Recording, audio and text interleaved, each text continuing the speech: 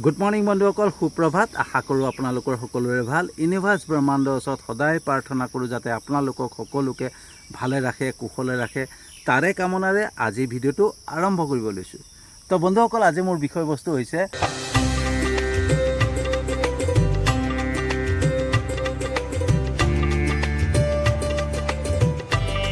আধ্যাত্মিকতাক গম্ভীৰতাৰে লোৱাৰ প্ৰয়োজন কিয়। তো বন্ধুসকল, হত্যা, হিংসা, ধৰ্ষণ, দুৰ্ঘটনা, অকাল মৃত্যু, তাৰ উপৰিও পৰকীয়া প্ৰেম, এইবিলাক দিনক দিনে বৃদ্ধি পাই গৈ আছে। লাজ, অপমান, সন্মান একো নোহোৱা হৈ গৈছে। মানুহৰ মনৰ পৰা লাজ বোলা বস্তুটো নাইকিয়া হৈ গৈছে। তাৰ প্ৰমাণ ছ'চিয়েল মিডিয়া। নিজৰ স্বাৰ্থৰ বাবে অকণমান ভিউজ পাবৰ কাৰণে, নিজক ভাইৰেল কৰাবৰ কাৰণে মানুহ উলংগ হ'বৰ কাৰণে লাজ কৰা নাই। তেতিয়াহ'লে ভাবক, চিন্তা কৰক যে মানুহ লাজ বোলা বস্তুটো একেবাৰে মানুহৰ নাইকিয়া হৈ গৈছে, হয়নে? তাৰ একমাত্ৰ কাৰণ বন্ধুসকল, আমাৰ ঈশ্বৰৰ প্ৰতি, ভগৱানৰ প্ৰতি যি আস্থা থাকিব লাগে, সেই আস্থাকণ নাইকিয়া হৈ গৈছে। আমাৰ সেই বিশ্বাসকণে নাইকিয়া হৈ গৈছে যে আমি ভগৱানৰ ওচৰত, ঈশ্বৰৰ ওচৰত শাস্তি সন্মুখীন হ'ম, সেই বিশ্বাসকণ নোহোৱা হৈ গৈছে। আৰু তাৰ পৰিণতি বন্ধুসকল, এই পেহেলগামৰ যি হত্যাকাণ্ড, আজি কিছুদিনৰ আগত যি আহমেদাবাদৰ যি বিমান দুৰ্ঘটনা, কিমান মানুহ অকাল মৃত্যু সাৱটি ল'বলগীয়া হ'ল, এইবিলাক যে হৈছে বন্ধুসকল, ইয়াৰ একমাত্ৰ কাৰণ হৈছে আমাৰ ঈশ্বৰৰ প্ৰতি যি আস্থা থাকিব লাগে, ভগৱানৰ প্ৰতি যি আস্থা থাকিব লাগে, সেইকণ নোহোৱা হৈ গৈছে। বন্ধুসকল, আমি যিমান বিপদত নপৰোঁ লাগিলে, যিমান আমি প্ৰব্লেমত নাথাকোঁ লাগিলে, আমাক ভগৱানে হাত পাতি ধৰিবই। কিন্তু ভগৱানৰ প্ৰতিতো আমাৰ বিশ্বাস থাকিব লাগিব, ঈশ্বৰৰ প্ৰতিতো আমাৰ বিশ্বাস থাকিব লাগিব ন। মই ইয়াৰ আগৰ এটা ভিডিঅ' বনাইছিলোঁ মই, যে আমাৰ যদি ঈশ্বৰৰ প্ৰতি ধ্যান কেন্দ্ৰিত হ'ব হয়, আমি কি কৰিব লাগে। বন্ধুসকল, আমাৰ আত্মা পৰমাত্মাৰ লগত যেতিয়া সংযোগ হ'ব, তেতিয়া আমাৰ আত্মাই সঠিক সিদ্ধান্ত আমাৰ বিবেকক দিব পাৰিব। কোনটো ভাল, কোনটো বেয়া বিবেচনা কৰিবৰ কাৰণে আমাৰ বিবেকে আত্মাৰ পৰা সহায় পায়। আৰু আত্মা কেতিয়া সজীৱ হৈ থাকিব, যেতিয়া পৰমাত্মাৰ লগত সংযোগ হৈ থাকিব। আমাৰ আত্মাটো দুৰ্বল হৈ পৰিছে, শুই থাকে। কাৰণ কেলে? আত্মাই বিচাৰে প্ৰাৰ্থনা, আত্মাই বিচাৰে ধ্যান, হয়নে? তো আমি সেই যোনটো আত্মাক আমি দিব লাগে, সেই বস্তুটো আমি দিবই পৰা নাই। তো আত্মা শুই আছে, আত্মা দুৰ্বল হৈ পৰিছে, আৰু আমাৰ বিবেকে আমাৰ কোনো কাম নকৰা হৈ গৈছে। আমি কি কৰিব লাগে চিন্তাই কৰিব নোৱাৰা হৈ গৈছোঁ। আৰু তাৰ পৰিণতি কি হৈছে চাওক, সেই যুৱতীগৰাকী নিজৰ ইচ্ছামতে বিয়া হ'ল, বিয়া হোৱাৰ পিছত নিজৰ স্বামীক লৈ আনি পেলাই এইটো মেঘালয়ত হত্যা কৰিলে। তো বিবেক যদি থাকিলেহেঁতেন, সেইবিলাক কাম নকৰিলেহেঁতেন। বিবেক শূন্য হৈ পৰিছে, আৰু বিবেক শূন্য হৈ পৰাৰ একমাত্ৰ কাৰণ হৈছে আমাৰ আত্মা শুই আছে। আত্মা আমাৰ দুৰ্বল হৈ আছে, কাৰণ আত্মা পৰমাত্মাৰ লগত সংযোগ হ'বই পৰা নাই, হয়নে? আৰু সেইকাৰণে বন্ধুসকল, চাওক, আমি যে ঈশ্বৰৰ প্ৰতি ধ্যান কেন্দ্ৰিত নোহোৱা হৈ পৰিছোঁ, ঈশ্বৰৰ প্ৰতি বিশ্বাস নোহোৱা হৈ পৰিছে, ভগৱান যে আছে সেইকণ বিশ্বাস নোহোৱা হৈ পৰিছে, তাৰ পৰিণতিত বিমান দুৰ্ঘটনা, পেহেলগামৰ ঘটনা, য'তে ত'তে হত্যা, য'তে ত'তে মানে অনৈতিক কিছুমান কাম, পৰকীয়া প্ৰেম, এইবিলাক যে পৰকীয়া প্ৰেম, আমুক তামুক দিনক দিনে বৃদ্ধি পাইছে। কিহৰ কাৰণে? সেইটোৱে, আমি যে এই যে আমাক যে ভগৱানে শাস্তি দিব, যে ভগৱান যে আছে, ঈশ্বৰ যে আছে, সেই বিশ্বাসকণ আমাৰ নোহোৱা হৈ গৈছে। আমি যে ক'ৰবাত যাত্ৰা কৰিলে যে ভগৱানক প্ৰাৰ্থনা কৰিব লাগে, ঈশ্বৰক প্ৰাৰ্থনা কৰিব লাগে যে আমাক সুকলমে গন্তব্যস্থানত পোৱাই দিয়ক, সেই প্ৰাৰ্থনাখন আমি নকৰা হৈ গৈছোঁ। আমি লাহ বিলাসতা জীৱন উপভোগ কৰিছোঁ, আধুনিকতাক বিশ্বাস কৰিছোঁ, ঠিক আছে। আমি নিজকে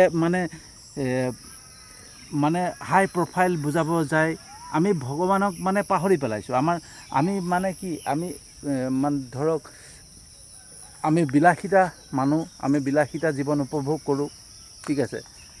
তো সেই বিলাসিতা জীৱনক লৈ আমি যিমান ব্যস্ত হৈ পৰিছোঁ, বা ভৌতিক বস্তুবিলাকক লৈ পেলাই যিমান আমি আকৰ্ষিত হৈ পৰিছোঁ নহয়, সেইবিলাকৰ কাৰণে আমি কি হৈছে, আমাৰ ভগৱানৰ প্ৰতি যিটো আস্থা থাকিব লাগে, বিশ্বাস থাকিব লাগে, সেই বিশ্বাসকণ নোহোৱা হৈ গৈছে। বন্ধুসকল, আগৰ দিনত মানুহক লক্ষ্য কৰিব, যেতিয়া গাড়ীত উঠে চকাটোত চুই পেলাই সেৱা কৰে। গাড়ীখনত উঠাৰ লগে লগে চকাটোত চুই পেলাই সেৱা কৰে, বা সৰু বাচ্ছা থাকিলে চকাটোৰ পৰা ফুট অকণ লৈ পেলাই বাচ্ছাটোক লগাই দিয়ে। কিমান নিয়ম নীতিৰ মাজত গাড়ীত উঠিছিলে, কিমান নিয়ম নীতিৰ মাজত যাত্ৰা কৰিছিলে, কোনোদিন কোনো বিপদ হোৱা নাছিলে। কিন্তু এতিয়া দিনক দিনে দুৰ্ঘটনা বাঢ়িব ধৰিছে।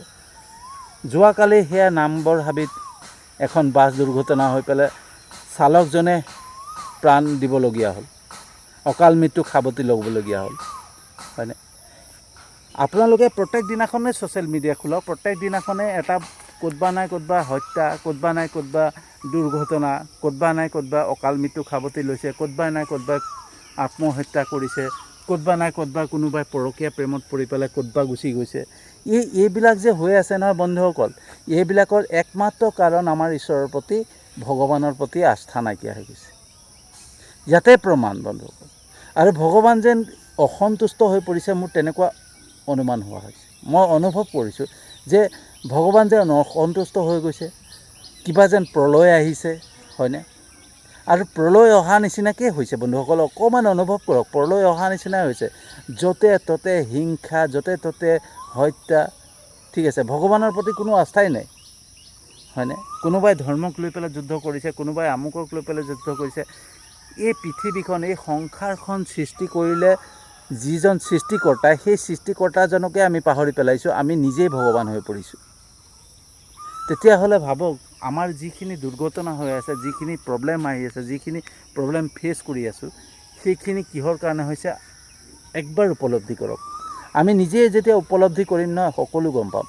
ভাবক, এখন ইণ্টাৰনেশ্যনেল এয়াৰপৰ্টৰ পৰা যি বিমান উৰা মাৰে বিভিন্ন দেশলৈ, বেলেগ বেলেগ কাণ্ট্ৰিলৈ, সেইখন কিমান এখন ডাঙৰ ইণ্টাৰনেশ্যনেল এয়াৰপৰ্ট হ'ব লাগিব। আৰু সেই ইণ্টাৰনেশ্যনেল এয়াৰপৰ্টৰ যোনখন বিমান, সেই বিমানখন কিমান নিৰীক্ষণ কৰিব লাগিব, তাত কিমান ডাঙৰ ডাঙৰ অভিযন্তা মানে ইঞ্জিনিয়াৰ আছে, প্ৰত্যেক দিনাখনে চেক কৰে। চেক কৰাৰ পিছতো সেই ইমান ডাঙৰ বিমানখন, এখন ইণ্টাৰনেশ্যনেল বিমান, অকস্মাতে ইঞ্জিন বিকল হৈ গৈছে। এইটো কোনো সহজ কথা নহয় বন্ধুসকল, ঠিক আছে? একেবাৰে সহজ কথা নহয়, আমি সহজভাৱে লোৱা কথা নহয়। এই ক'তবা কোনোবাই কিবা খেলি মেলি হ'ল, এক্সিডেণ্ট হৈ গ'ল, সেইটো সহজ নহয় বন্ধুসকল। চিন্তা কৰিবলগীয়া কথা। একেলগে 241জন যাত্ৰী তাত মৃত্যুক আঁকোৱালি ল'লে, অকাল মৃত্যুক আঁকোৱালি ল'লে। আৰু লগতে সেই যোনটো মেডিকেল কলেজৰ হোষ্টেল আছিলে, সেই হোষ্টেলত কেইবাজনো ছাত্ৰ, কেইবাজনো ডক্তৰ তাত অকাল মৃত্যুক সাৱটি লৈছে।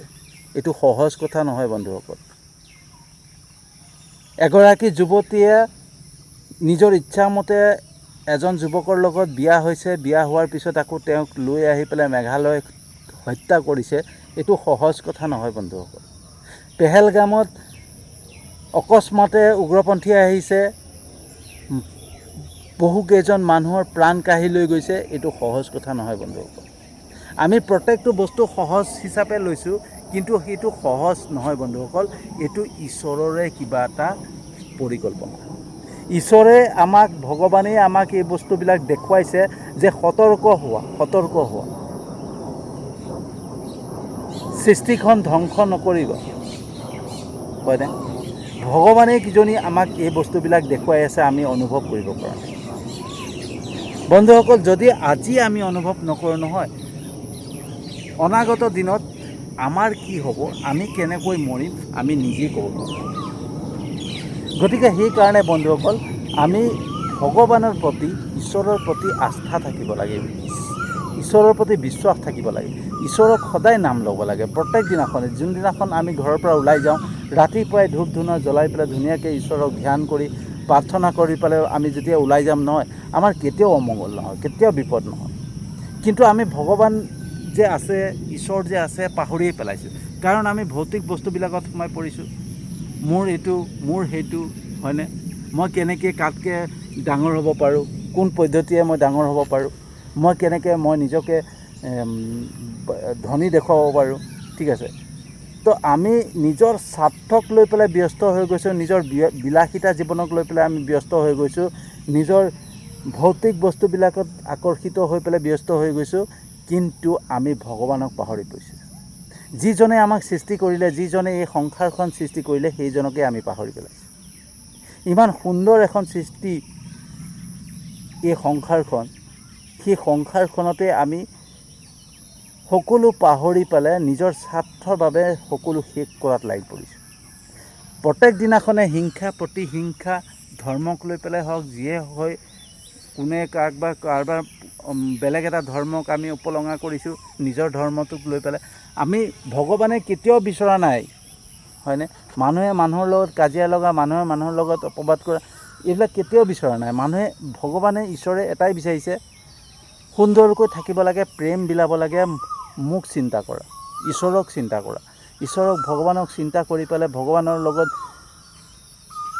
মানে নিজৰ যোনটো সংযোগ, সেই সংযোগটো আমি বজাই ৰাখি পেলাই আমি জীৱনটো যেতিয়া অতিবাহিত কৰিম নহয়, আমাৰ কেতিয়াও বিপদ নহয়।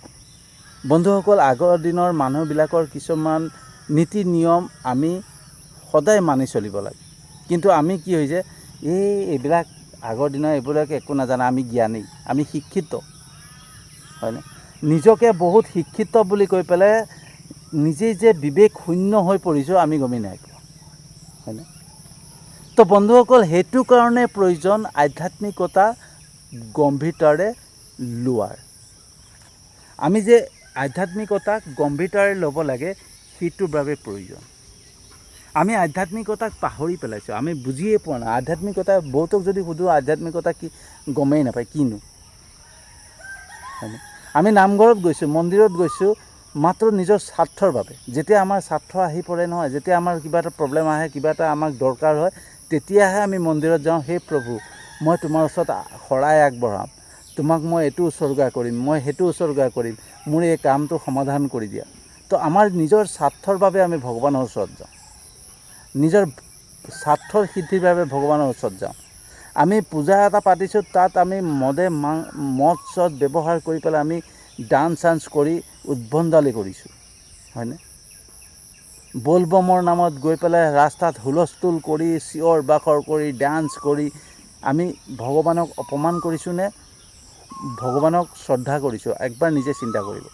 তো এই প্ৰত্যেক বস্তুবিলাক যদি আমি যদি ভালকৈ অনুভৱ কৰোঁ, চালি জাৰি চাওঁ, তেতিয়াহ'লে আজি যোনটো পৰিৱেশ সৃষ্টি হৈছে আমাৰ পৃথিৱীতে বা সংসাৰতে, যি পৰিৱেশ সৃষ্টি হৈছে, প্ৰত্যেক দিনাখনে হত্যা, প্ৰত্যেক দিনাখনে দুৰ্ঘটনা, প্ৰত্যেক দিনাখনে অকাল মৃত্যু সাৱটি লৈছে, প্ৰত্যেক দিনাখনে কোনোবাই নহয় কোনোবাই আত্মহত্যা কৰিছে, প্ৰত্যেক দিনাখনে কিবা এটা নাই কিবা, কোনোবা পৰকীয়া প্ৰেম হৈছে, ক'তবা পলাই গৈছে, হয়নে? ক'তবা নাই ক'তবা অনৈতিক কাৰ্য চলি আছে। এই অনৈতিক কাৰ্য, আমুক তামুক, এইবিলাক যে হৈছে বন্ধুসকল, একবাৰ ভালকৈ অনুভৱ কৰোঁ যে সঁচাকৈ আমি যোনটো ভগৱানৰ এটা অনুশাসন আছিলে, যে আমি সদায় ভগৱানক বিশ্বাস কৰোঁ, ভয় কৰোঁ, যে পাপ হ'ব নেকি, যদি এই কাম কৰোঁ মোৰ পাপ হ'ব নেকি, সেই ভয় ভাৱটো যে থাকে, ভগৱানৰ প্ৰতি যে আস্থা থাকে, সেই আস্থাখন নাইকিয়া হৈ গৈছে, হয়নে? তো বন্ধুসকল, আমি নিজক এতিয়াই সজাগ কৰিব হ'ল। আমি নিজেই এতিয়াৰ পৰাই যদি আমি আধ্যাত্মিকতাত নাহোঁ, ঈশ্বৰক চিন্তা নকৰোঁ, ভগৱানক চিন্তা নকৰোঁ নহয়, অনাগত দিনত কিন্তু আমাৰ বহুত ডাঙৰ বিপদ আহিবলৈ ৰৈ আছে। ডাঙৰ এটা প্ৰলয় আহিবৰ কাৰণে ৰৈ আছে।